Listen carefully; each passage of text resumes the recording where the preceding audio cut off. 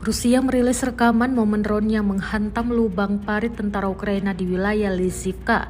Pasukan Rusia dengan bantuan drone peledak mengklaim sukses melukai hingga mengusir tentara Ukraina di dalamnya.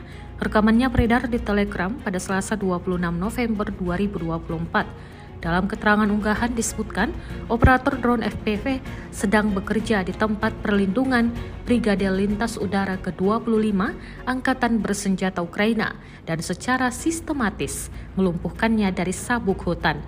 Setelah beberapa kali kedatangan drone, Angkatan Bersenjata menyadari bahwa mereka tidak punya pilihan lain, mati atau lari. Tanpa menunggu kedatangan drone yang fatal, para tentara Ukraina meninggalkan rekannya dan buru-buru melarikan diri.